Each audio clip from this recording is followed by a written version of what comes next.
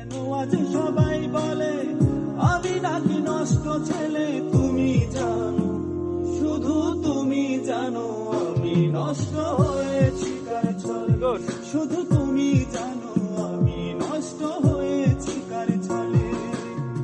ও, ও, ও, ও, ও, ও, আবার